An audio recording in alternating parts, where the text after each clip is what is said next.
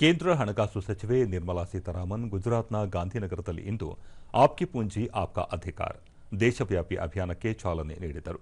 ಹಣಕಾಸು ವ್ಯವಸ್ಥೆಯ ವಿವಿಧ ವಲಯಗಳಲ್ಲಿ ಕ್ಲೇಮ್ ಮಾಡದ ಹಣಕಾಸು ಸ್ವತ್ತುಗಳ ತ್ವರಿತ ಇತ್ಯರ್ಥವನ್ನು ಸುಗಮಗೊಳಿಸುವ ಉದ್ದೇಶವನ್ನು ಈ ಅಭಿಯಾನ ಹೊಂದಿದೆ.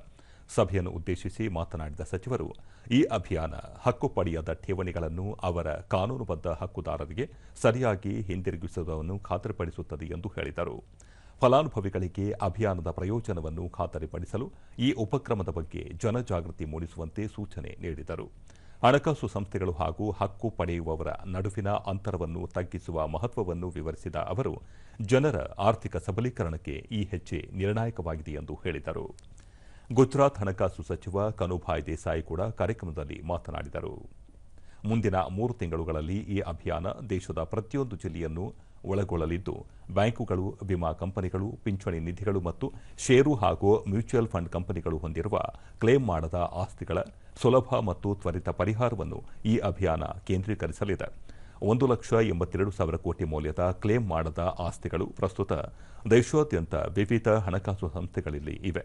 ಸಮಾರಂಭದಲ್ಲಿ ಹಲವಾರು ಹಕ್ಕು ಪಡೆಯದ ಆಸ್ತಿಗಳ ಮರು ಪಡೆಯುವಿಕೆಯನ್ನು ದೃಢೀಕರಿಸುವ ಪ್ರಮಾಣಪತ್ರಗಳನ್ನು ನೀಡಲಾಯಿತು.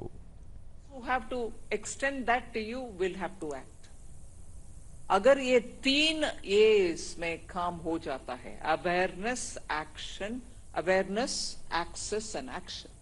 अगर ये तीनों में हो जाता है, the money which is lying, about which DFS had given a total 1,84,000 crores, is lying there.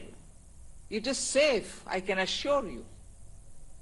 It is absolutely safe. You come when you want with the proper paper, money will be given to you. The government is the custodian for it. It can be through the Reserve Bank, or it can be through the SEBI, or it can be through any other agency. But it is lying there in safe custody.